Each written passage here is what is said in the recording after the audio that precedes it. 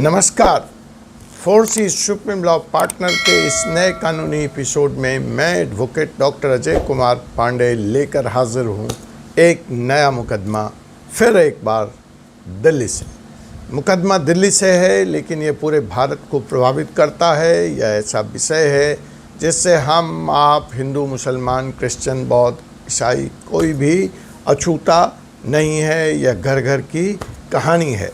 तो आइए बिना किसी लाग लपेट के हम सीधे शुरू करते हैं यह मुकदमा। जी हाँ, यह मुकदमा है अपनों के बीच, और अपने भी कोई ऐसे अपने नहीं, माँ बाप, बेटा बेटी, जिसने आपको जन्म दिया। तो अगर हम धर्म की बात करें, हम किसी भी धर्म की बात करें, तो भी माँ बाप का ख्याल रखना बच्चों का फ़र्ज है।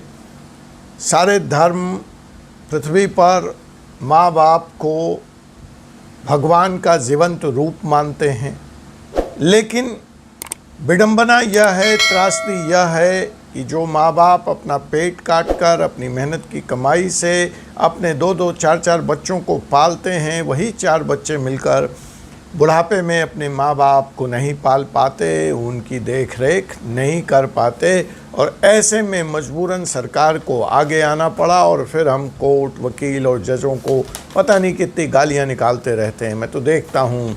लेकिन आप बताइए, ये तो समाज का कर्तव्य था, इसमें सरकार या कोर्ट को या वकीलों को क्यों कूदना पड़ा? खैर, स्थिति यह है कि सरकार ने जब यह रियलाइज़ किया, यह महसूस किया कि बच्चे अपनी माँ बाप की बुढ़ापे में देखभाल नहीं कर रहे हैं, उनके लाइफ को थ्रेट है, उनकी प्रॉपर्टी को थ्रेट है, तो सरकार ने उनके सुरक्षा हेतु, उनके सपोर्ट के लिए सीनियर सिटीजन एक्ट 2007 लेकर के आने का काम किया। तो यह जो एक्ट है वह यह कहता है कि किसी भी सूरत में बुज़ुर्ग दंपत्ति, बुज़ुर्ग माँ बाप अगर उनके बच्चे उनकी देखभाल नहीं कर रहे हैं तो उनको अकेला नहीं छोड़ा जा सकता, या उनकी जिम्मेवारी बनती है कि वो उनको मेंटेनेंस दें, उनकी दवाई दारू की व्यवस्था करें, उनके रहने खाने की व्यवस्था करें, और अगर उनकी प्रॉपर्टी है तो ज़बरदस्ती वहाँ कब्जा न कर लें, वहाँ रह न लें। बहुत सारे दृष्टांत हैं, बहुत सारे जजमेंट हैं सुप्रीम कोर्ट से लेके कई हाई कोर्टों का, कि महज आप उनके पुत्र हैं या पुत्री हैं इसलिए आपका हक नहीं हो जाता उनकी प्रॉपर्टी में बने रहने का, उनके सीने पर मूंग दलने का, या ज़बरदस्ती कब्जा कर लेने का। तो सरकार ने इन सब के लिए प्रावधान किया है कानून में, और अगर आप नहीं देखभाल करते तो कोर्ट की आदेश से आपको जेल तक की सज़ा हो सकती है। तो ऐसा ही एक मुकदमा दिल्ली हाई कोर्ट में आया, जस्टिस सुखमणि प्रसाद जी की अदालत में, जहां मजबूरन एक मां को, जो कि ग्राउंड फ्लोर पे रह रही थी और ऊपर वाले फ्लोर पे उनके बेटे और बहू रह रहे थे, उनके खिलाफ मुकदमा दायर करना पड़ा।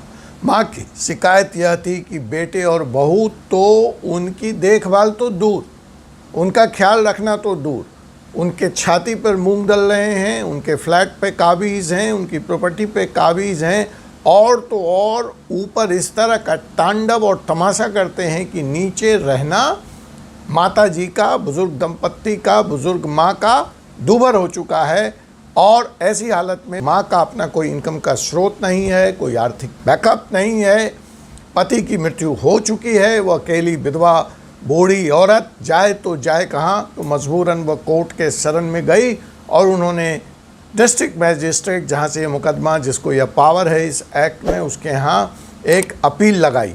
लेकिन डिस्ट्रिक्ट मैजिस्ट्रेट साहब ने यह कहते हुए अपील को खारिज कर दिया, और बुज़ुर्ग माँ को और बुज़ुर्ग महिला को कोई भी रियायत नहीं दी कि प्रॉपर्टी का जो दस्तावेज है उससे माता जी का टाइटल प्रूव नहीं होता है।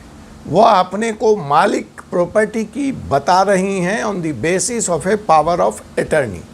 तो पावर ऑफ अटर्नी जो है वो किसी के मकान के मालिक स्वामित्व होने का प्रूफ नहीं है, और माता जी कोई और दस्तावेज नहीं प्रूव कर सकी जिसके आधार पर यह साबित किया जा सके कि वह इस प्रॉपर्टी की मालकिन है, और तो उनके कहने से उनके बेटे को इस प्रॉपर्टी से निकाल बाहर किया जाए। देखिए, मुकदमा सीनियर सिटीजन एक्ट पे है, लेकिन मैं बार बार आपको कहता हूँ, आप लोग अगर यह वीडियो सुन रहे हैं तो मेरी बात को याद रख लें, गांठ बांध लें कि पावर ऑफ एटर्नी, कोई सेल अनरजिस्टर्ड सेल डीड, कोई सेल एग्रीमेंट आपकी प्रॉपर्टी का टाइटल प्रूफ नहीं करता है। तो यहाँ पर भी वो बात आ गई, बुढ़ापे में उस पर वो रह रही थी, कब्जा थी, आप सब कर सकते हैं, लेकिन जब भी आप प्रॉपर्टी बेचना चाहेंगे, प्रॉपर्टी पे कोई मुकदमा होगा, तो यह समस्या अगर आएगी अगर आप पावर ऑफ अटर्नी वाले प्रॉपर्टी पर बैठे हैं। इसलिए आप जब भी प्रॉपर्टी का क्रय और विक्रय करें, प्रॉपर्टी के टाइटल को ज़रूर सुनिश्चित करें। तो ये एक पासिंग रिमार्क था आपके बेहतरी के लिए जो मैंने बता दिया। अब मूल मुद्दे पे अगर हम आते हैं तो मूल मुद्दा यही है कि डीएम साहब ने माता जी की इस अपील को खारिज कर दिया, यह कहते हुए कि प्रॉपर्टी का ऑनरशिप यहाँ पे प्रूफ नहीं हो रहा है।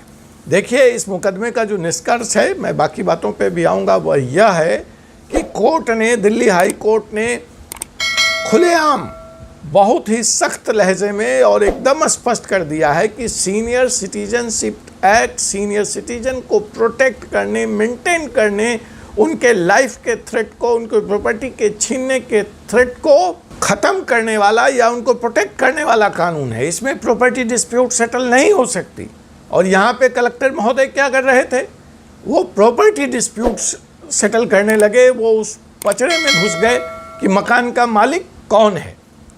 खैर, कलेक्टर साहब के इस आदेश के खिलाफ माता जी ने, बुजुर्ग महिला ने एपीलेट अथॉरिटी में अपनी प्रेयर लगाई, अपनी याचिका लगाई, अपनी अपील लगाई।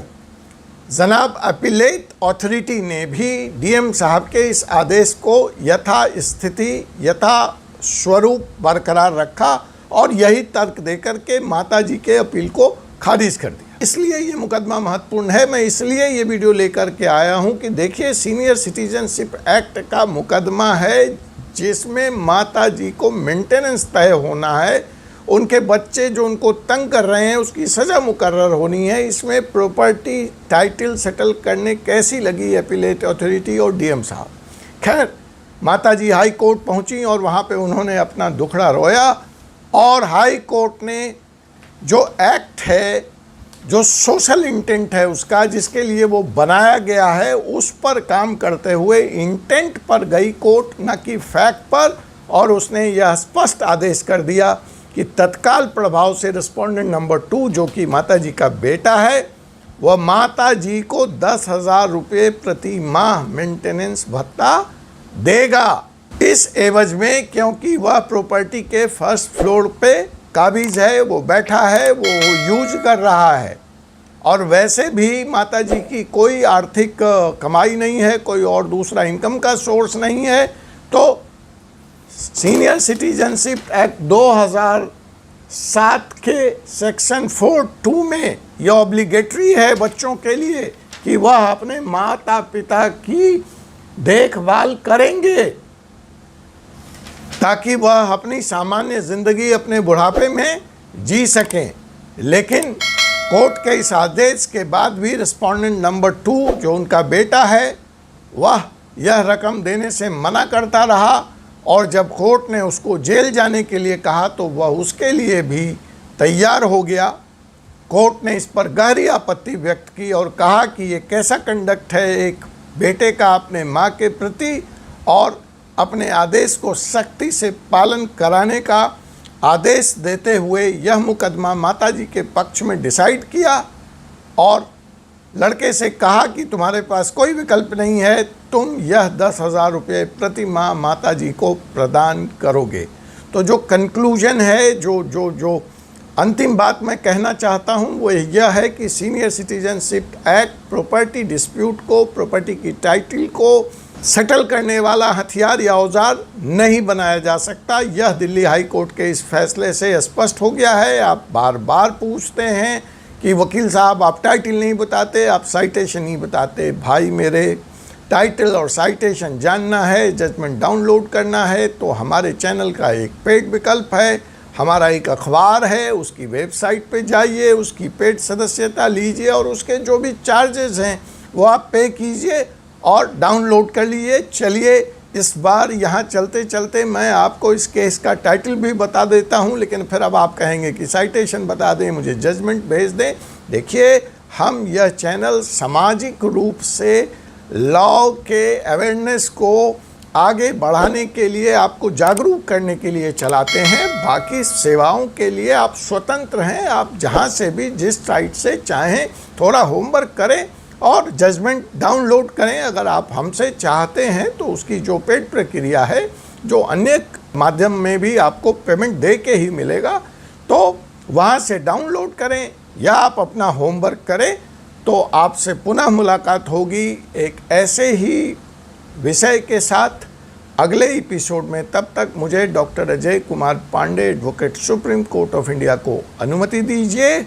चलते चलते टाइटल नोट कर लीजिए। टाइटल है Maheshwari Devi versus government of NCT of Delhi and others. फिर से रिपीट कर दे रहा हूं, Maheshwari Devi versus government of NCT of Delhi and others. Thank you. जय हिंद, जय भारत।